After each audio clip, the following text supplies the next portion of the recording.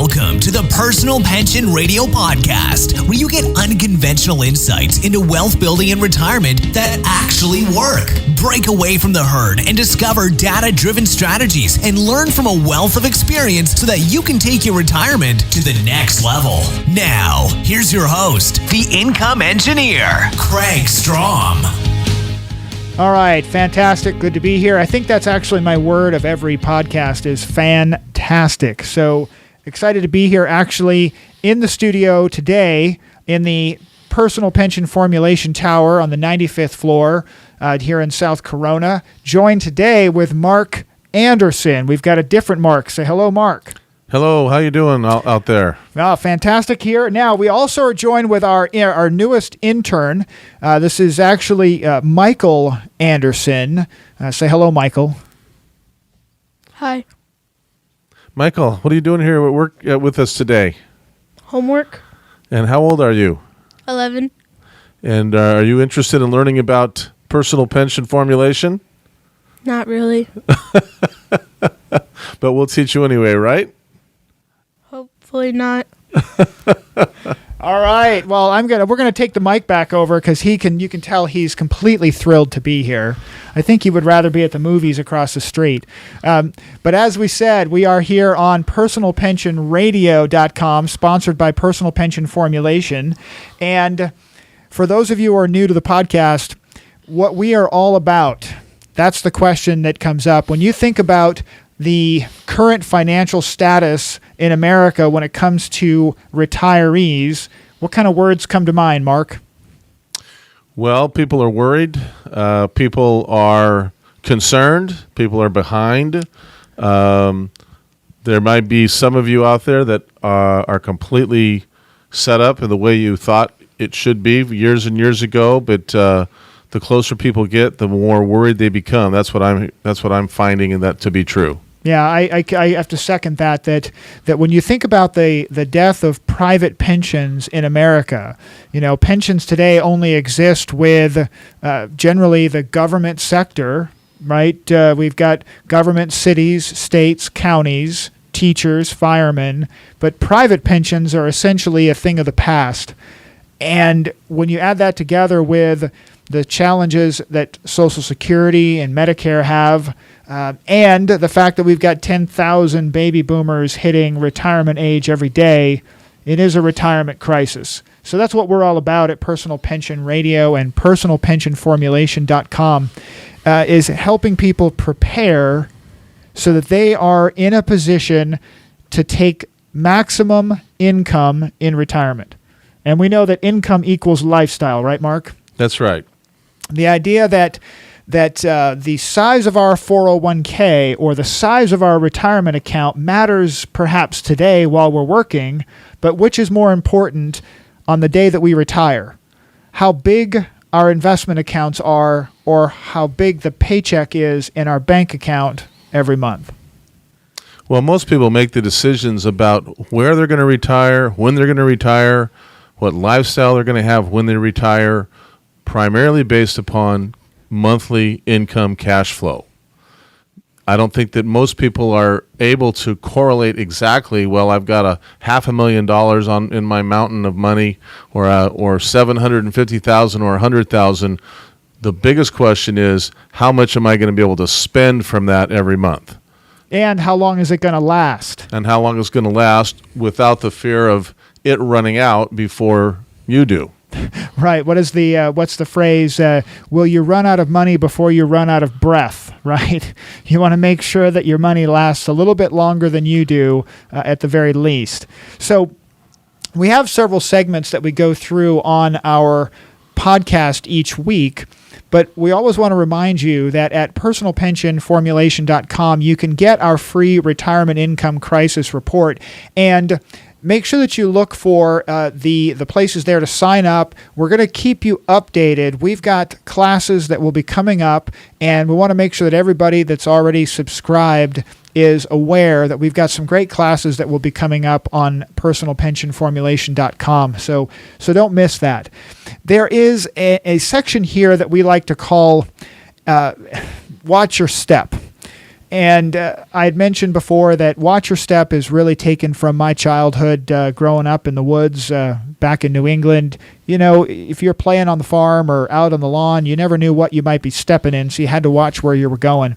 So when we say that, what we're talking about in the big financial world is to be aware of what's around you, to be aware of the news that's out there that perhaps is not getting a lot of play.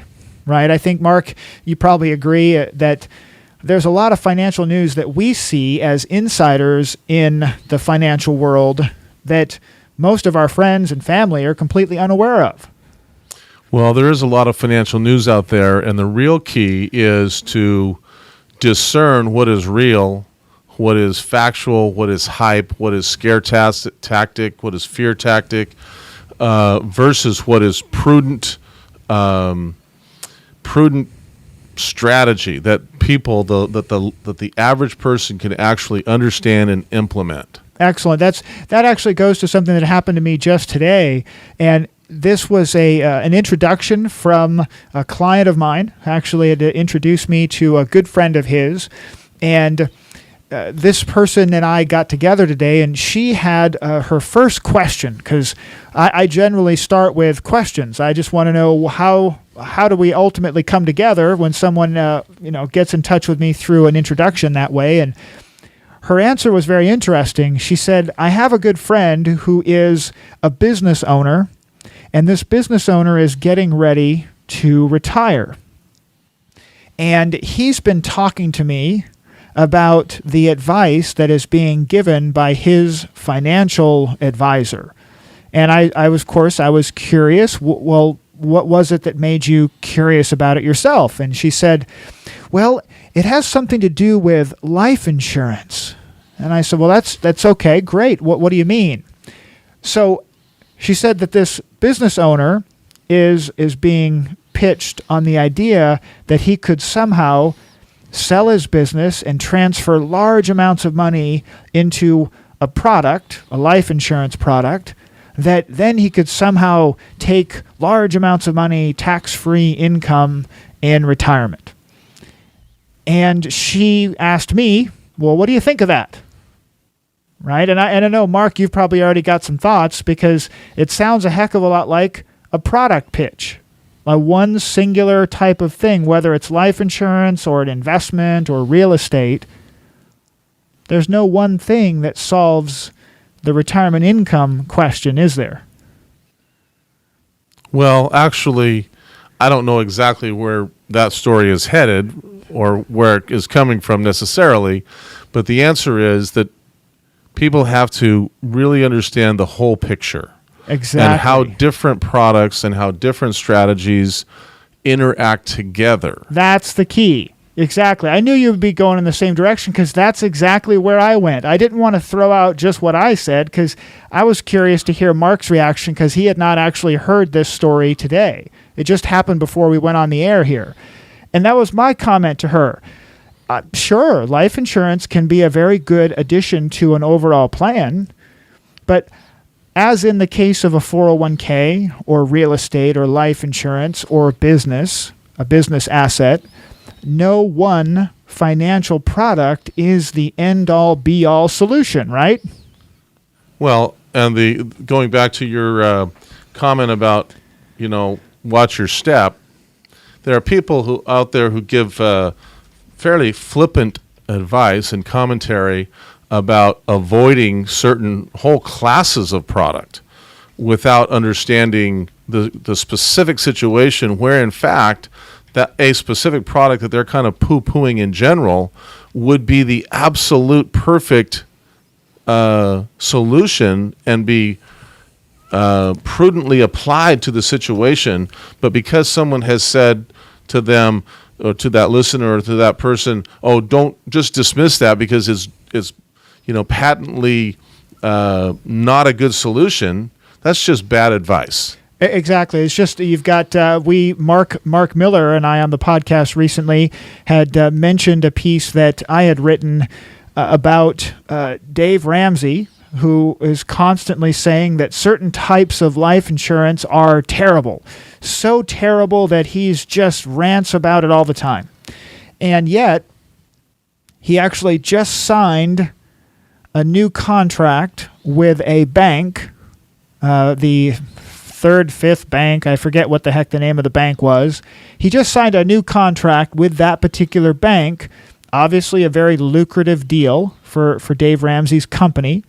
And yet, that bank holds $1.6 billion inside the life insurance that Dave Ramsey says is horrible. And I'm pretty sure that banks don't do anything that's not good for the bank. So how is it possible that that could be good for the bank, but Dave Ramsey says that it's terrible for everyone? Right?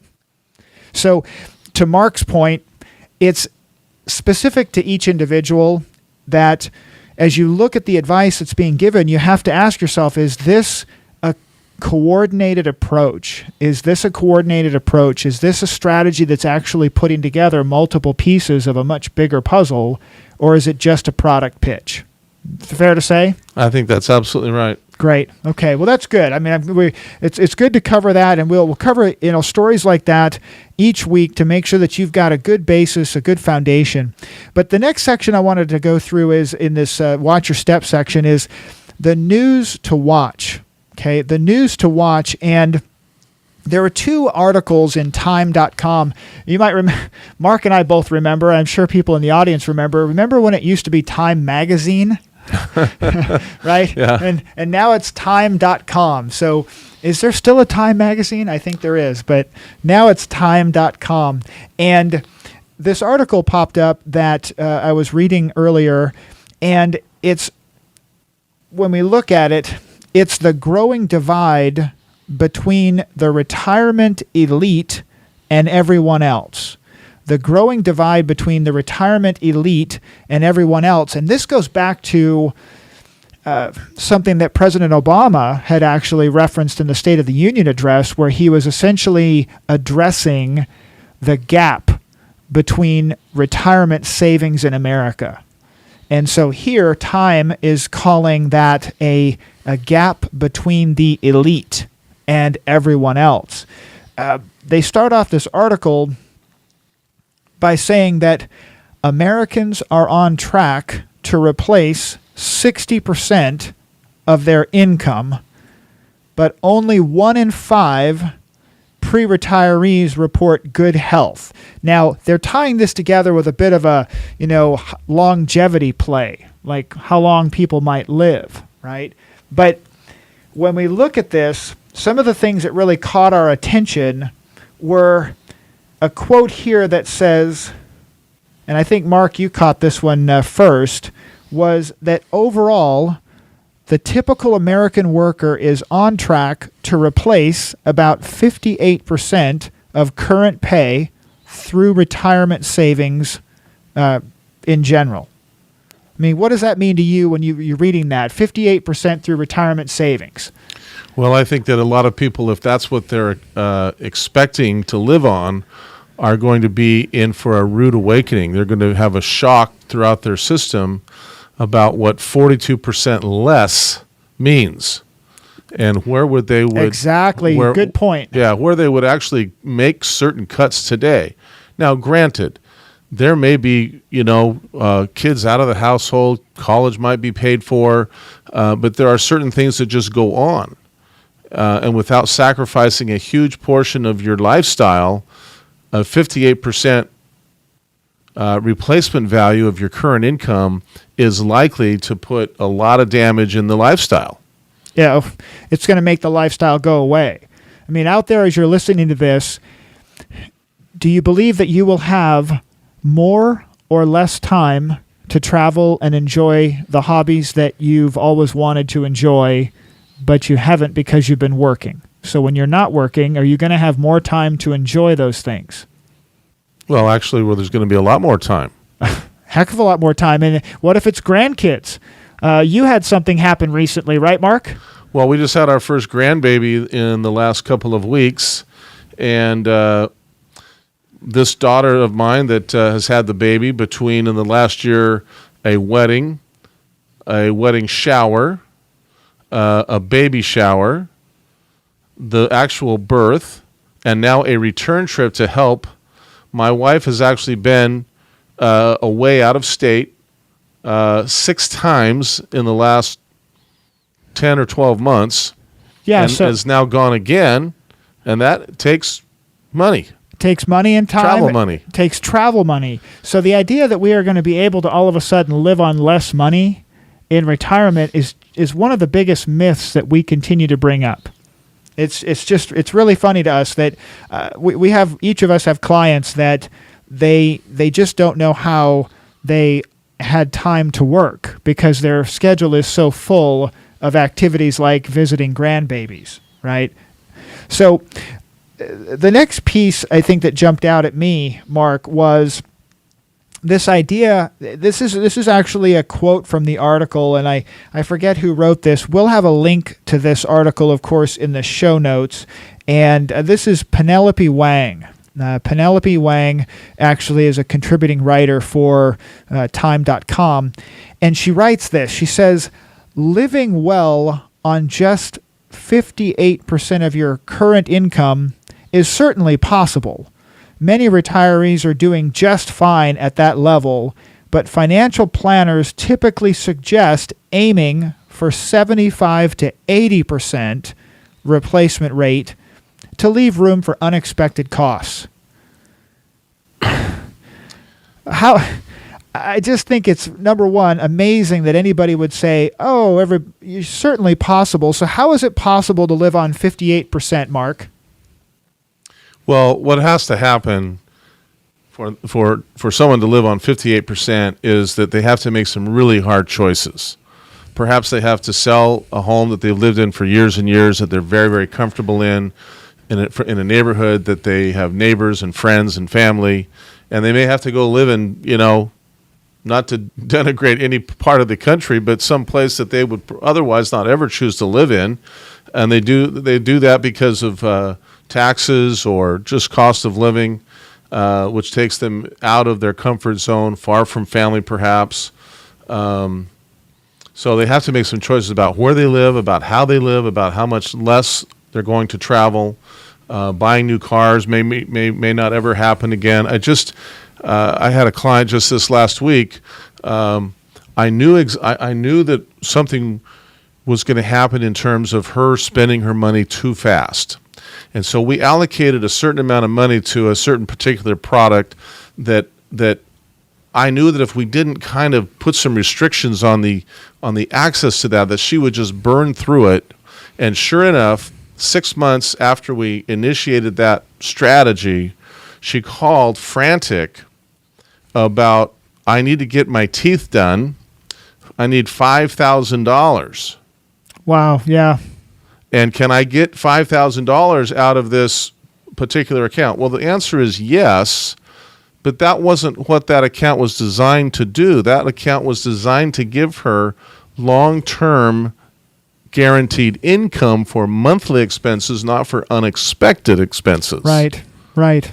And if she does something with that today, she's just going to hurt the future for her down the road. That's exactly right. So we've had to recalculate the whole thing, and her ongoing income stream is now going to be almost 10% less per month because of the invasion of that money for unexpected costs that people just discount and ignore completely. So this idea of living on 58%, it depends on, I guess, like you said, Mark, where you live.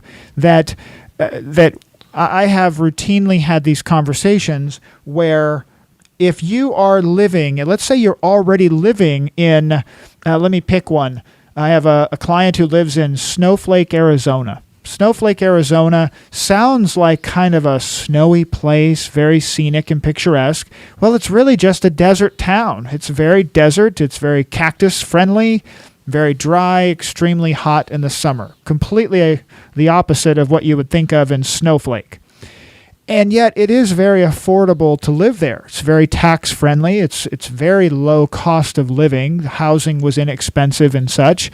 But if you're already living in a fairly low cost of living zone, you're already living in an area like that, how is it possible for you then to live on 40 some odd % less? Yeah, there's no contraction room at all. You can't just automatically contract back. There's no place for you to move. Now, if you live here in Southern California where we live today, taking a 42% pay cut while we are in the highest taxed state in the union, taking a 42% pay cut is extremely difficult, very hard to swallow. But moving on, they say most financial planners, right? What were you going to say there, Mark?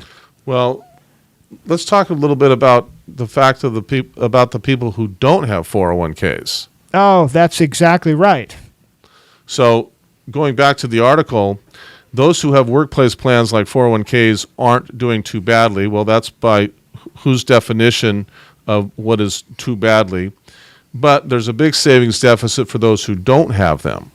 So I guess the question is, where do the people who are not relying on workplace retirement savings plans, where are they going to get their advice? Who are they going to turn to know what to do and take responsibility for themselves? That is a big concern, that if you're out there saving today, you're saving in a 401k, you're building a business, you're doing whatever it is you're doing, there is a giant population of those folks out there who are not. So we're talking about those folks right now. Let's ask that question. Where are you going to go if you don't have access to a 401k? There are options for savings available to everyone. Everyone has the availability. It's a question of taking action to actually take care of your future, right? Putting that money aside today is something that everybody's responsible for. Something that we talked about on the podcast in the past here in a previous episode is some folks are not saving because they feel like it's an insurmountable task. And Mark and I here today, we both know that if you have the right strategy in place, you can actually do this. You can actually save enough, and with the proper balance in how you save, you can actually set yourself up for a solid retirement where you're not at risk, right? Well, let me go back to the article for a minute, Yeah, Craig. please. The least prepared workers, some 32%, a third of all the people that were surveyed, and we have friends all around us, and we might be in that category ourselves. Mm-hmm. But fully a third of the people surveyed were on track to receive just 38% of their income in retirement, yes. which would be largely Social Security benefits. Wow. 38% of your income and relying completely on Social Security, primarily.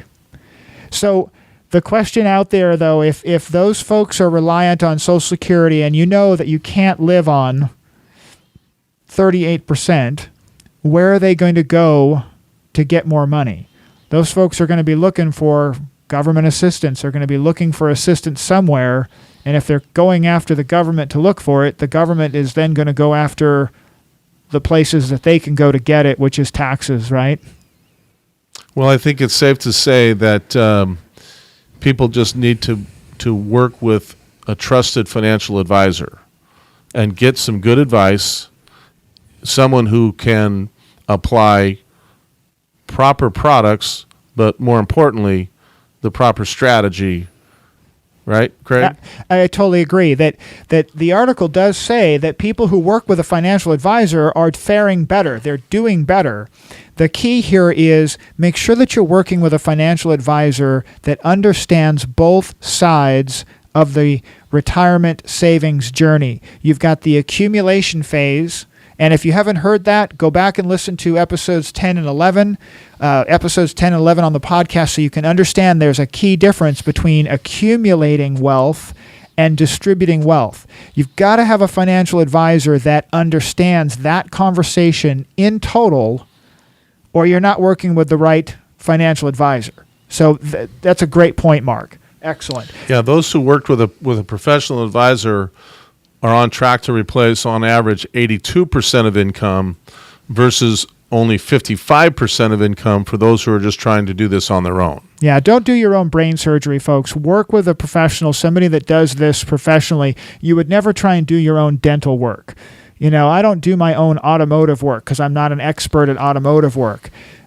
Your retirement income and making sure that it lasts for the rest of your life, that's too important to just wing it. Really want to get some good solid help.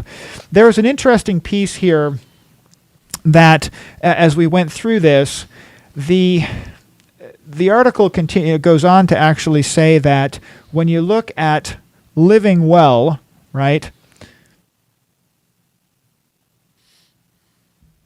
So the article finishes up with an interesting point that we noticed here, that it said some 72% of workers in this survey are interested, either somewhat interested or very interested, in a guaranteed income option such as an annuity.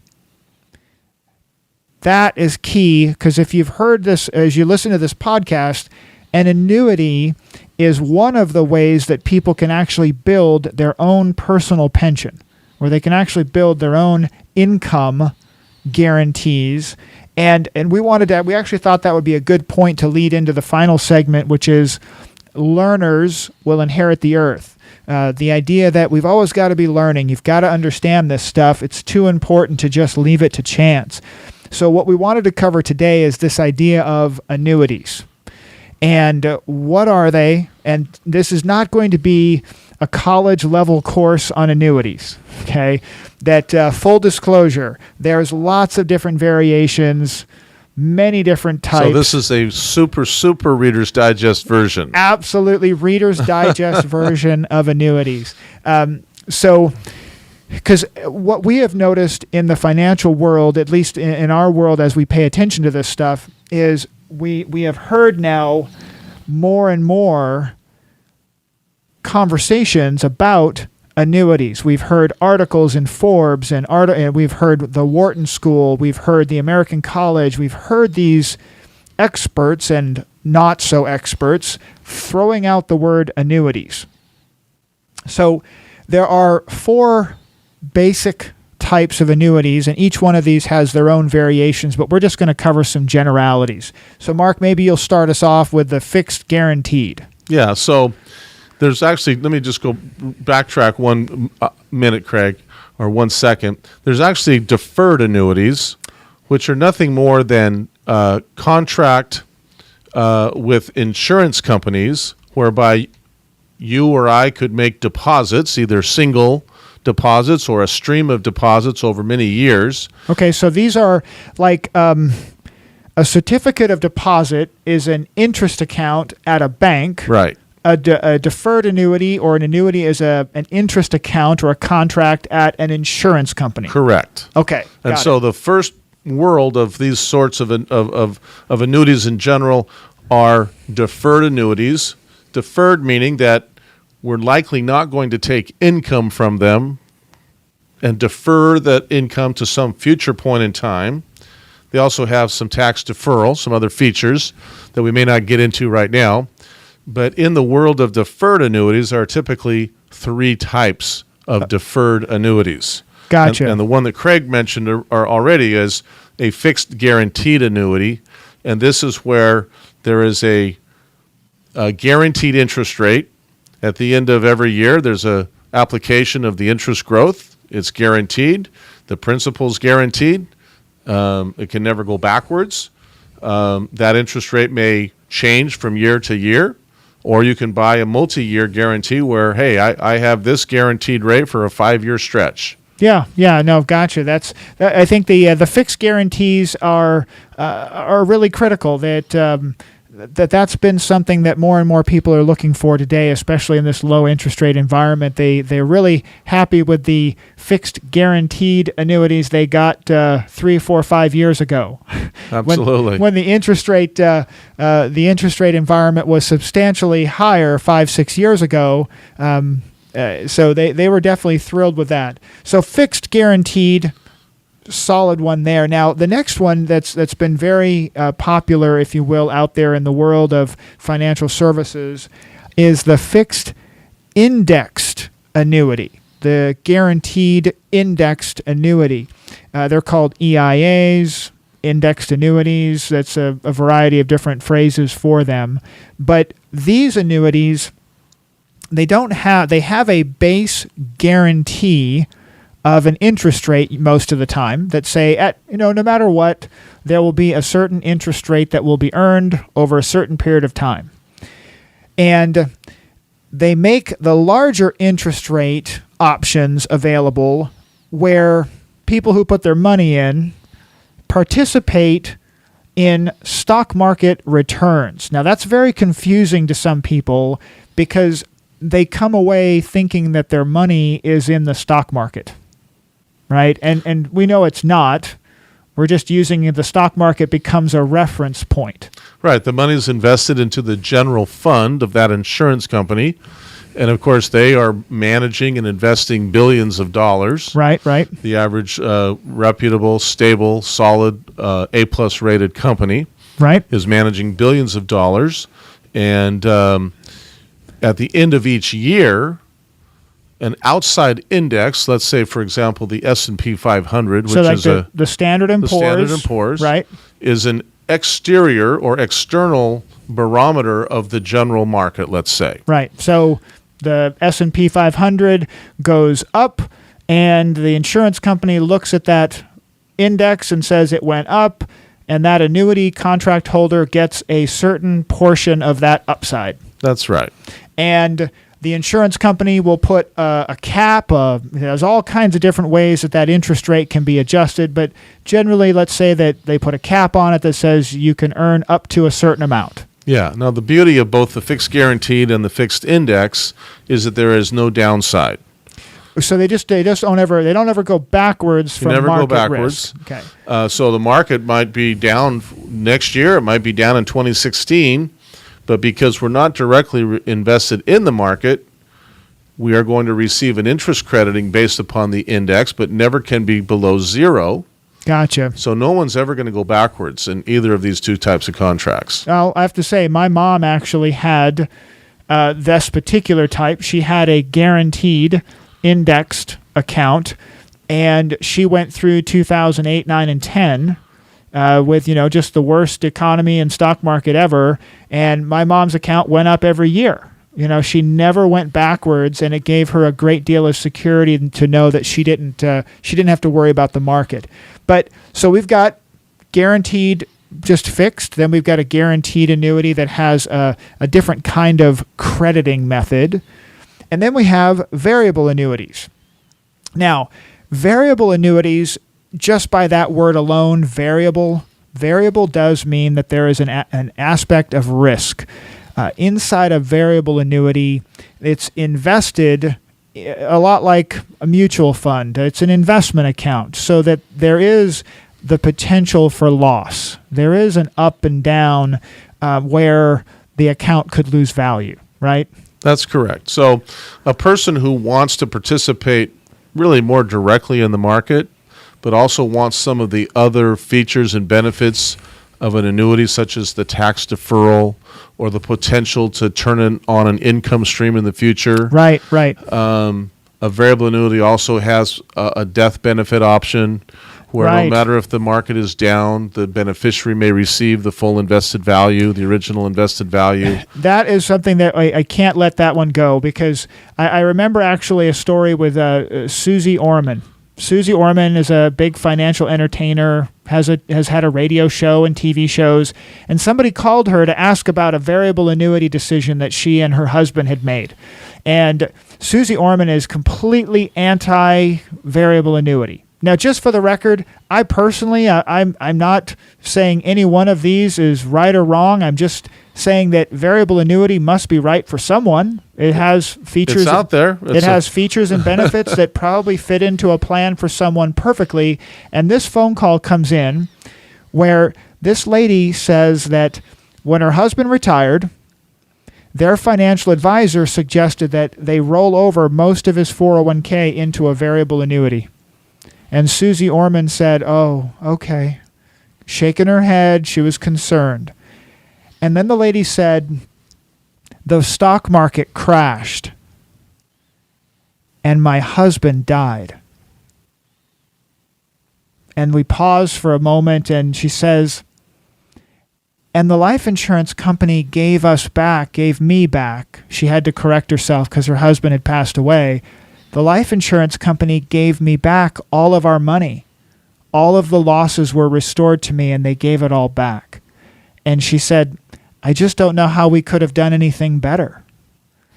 And Susie Orman's answer was, well, that is one of the benefits of a variable annuity. One of the benefits. So, to Mark's point, the variable annuity has some really interesting features. It's got a death benefit. It has some guaranteed income options that you can buy, and it is derided in the marketplace sometimes because of high fees, but those can also be managed with the right advisor. So keep that in mind. Variable annuity. What's the last one, Mark? Okay, so the other world of annuities is what we call an immediate annuity. Now, what does that mean, immediate? We talked about the two financial powers in one of our last podcasts. If you go back to episode 12, the two financial powers, in the old days, we used to trade some of our money. We would go to work, and some of our money would be traded to the pension company. We would give up control of a certain amount of money. In exchange, they would give us back a pension, which in itself was essentially an annuity, a stream of payments.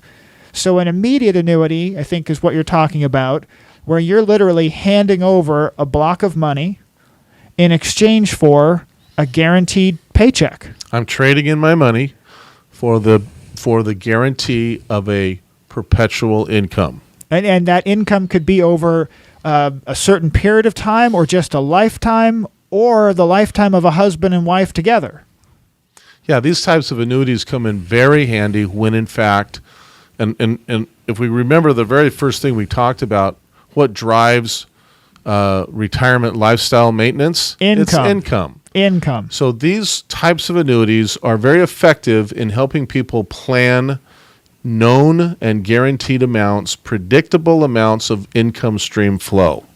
You could just it is your own personal pension. You're able to actually make a pension-like income with your 401k or your IRA or your investment assets, and it can be an income that you just never outlive. I bring it up again. My mom has two of these. That when I ask my mom for a copy of her immediate annuity statements, she gets an annual statement that reports everything in her annuity accounts, and I asked her for a copy of these because I didn't have a current copy. So she hands me two unopened envelopes. She doesn't even open them, and I asked her, I said, you don't even look at these things? You don't open them up? She says, my paycheck hits the bank account every month. It never misses. And then she looked at me with a really cross eyes. She's shorter than me. So she looked up at me and she said, and you said I'd never lose money, right? And I said, of course, Mom, you'll never lose money and this income will never stop. So she said, well, I don't need to open them because it's clockwork. It gives her a lot of security. So the world of annuities, if you have questions, please feel free. Email us. Go to personalpensionformulation.com. You can send us an email there. You can also email us at info@personalpensionformulation.com. We're actually coming to the end of the episode here today. Make sure that you get over there and download your free report. Mark, any closing thoughts with your first time on the podcast? Well, it's been a lot of fun to do this with you today, Kraig. My closing thoughts are that people need to be open-minded, not be swayed by the traditional dogmatic, this is what this guy says, and therefore it's the gospel truth with no question whatsoever. Right, no validation. No validation whatsoever. And also understand that every person's situation is different. So when someone says, well, should I do this? I'm never going to answer that question until I ask a lot more questions about, right. Well, tell me more about your current income. Tell me more about your assets. Tell me more about your lifestyle desire. Tell me more about how you feel about leaving money for your children. Tell me more about any number of things. And so that's the type of person that you want to work with, is who really wants to take the time to understand you and what it is that you really want and need to see happen for your retirement. I think that's a great way to end it. Folks, get on over to personalpensionformulation.com. Make sure that you give us some love in iTunes. You're going to hear my announcer on the outro say the same thing, but get on over there, download it from iTunes, and we'll talk to you again real soon.